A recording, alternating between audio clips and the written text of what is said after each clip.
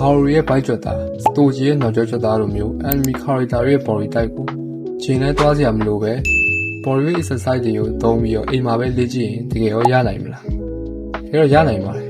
ဒါပေမဲ့ enemy တွေကလိုတညာလေးတော့မဟုတ်ဘူးပေါ့ဒီနေ့မှာတော့ enemy body ရဖို့လိုအပ်တဲ့အဓိက key point တွေကိုပြောပြပေးသွားပါမယ် enemy character အများစုကခါသေးပြီးပခုံးကျဲတဲ့ V-taper shape တွေရှိတယ်အဲ့ဒါပဲသူတို့ရဲ့အကောင်းဆုံး body part တွေဖြစ်တယ်အဲ့ဒီ shape ကိုရဖို့ဆိုရင်ကိုယ်ခန္ဓာပေါ်ပိုင်း upper body ကိုအဓိကထားပြီးတော့ကစားရမယ်ပြီးတော့သူတို့ရဲ့ကြက်သားတွေအရန်ထင်ရှားနေတာသူတို့ခန္ဓာကိုယ်က C% အရန်နေပြီးတော့အရန်ကိုကျစ်လစ်နေတာကြောင့်အဲ့ဒါကြောင့် wall တင်မကပဲနဲ့အစားတော့ကလည်း80လုံးလောက်ရေးကြီးတယ်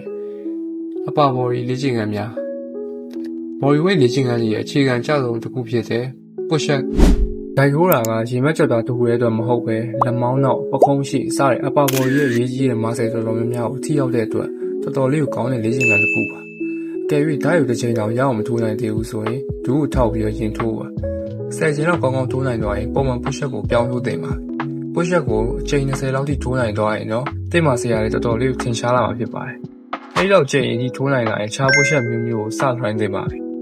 ဥပမာအာရှ push up အဲဒီ push up ကပုံမှန် push up တဲ့အများကြီးပိုခတ်ပြီးတော့ချက်စခုလေးမဟုတ်ဘဲနဲ့လက်မောင်းမှာနေငယ်ထိရတဲ့အတွက်တော်တော်လေးကိုကောင်းတဲ့ exercise တစ်ခုပါပြီးတော့ planche push up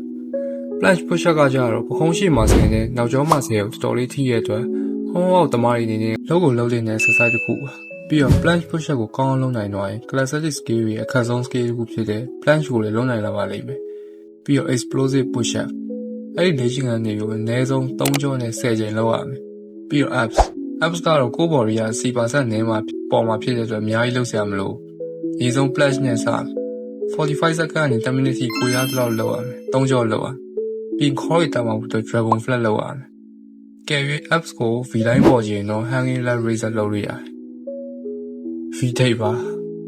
လုံးဝနဲ့ရှိုးတိုင်းနဲ့ကျယ်ပြန့်တဲ့ကြောပြင်ရာ V-taper ရဲ့အဓိက muscle ဖြစ်တယ်နောက်ကျောအတွက်ဖူးရလုပ်လို့ရတယ်ဖူးရမလုပ်နိုင်သေးရင်စဝဲထူးကောက်ဝင်ပြီးတော့ Australian roll လုပ်လို့ရတယ်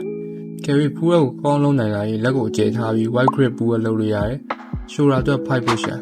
အဲ့ဒါကိုစလုပ်ဖို့ခက်ခဲနေသေးရင် decline push up ကိုရင်စလုပ်လို့ရတယ်အဲ့ဒီလေ့ကျင့်ခန်းတွေကို3လလောက်ကောင်းအောင်လုပ်နိုင်လာရင်ကိုသင် body ရဲ့တော်တော်ထိတာလာလိမ့်မယ်နောက်ဆုံးချက်အနေနဲ့ muscle ခုနှစ်ရိုင်းဆော့ပေးနေတော့သင် muscle ကလုံးဝကြီးထွားလာမှာမဟုတ်ဘူး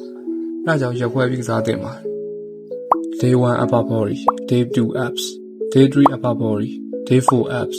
Day 5 မင်းရှိရရက်တွေကောင်းကောင်းလုပ်နိုင်တယ်မင်းအခန္ဓာကိုယ်ကတိတ်ပြီးပင်ပန်းမှုလည်းမခံစားဘူးဆိုရင်တော့ upper body ကိုလုပ်လို့ရတယ်ကျန်တဲ့ရက်တွေကိုနားပြီးတော့နောက်ပတ်တွေကိုအဲ့ဒီတိုင်းပြန်စလုပ်အဲ့လို train လို့ရှိရင်မင်းရဲ့ muscle ကတပြေးပြေးနဲ့ကြီးထွားလာလိမ့်မယ် training session ကိုတနားရီဝဲပြင်ပုံမကြစေနဲ့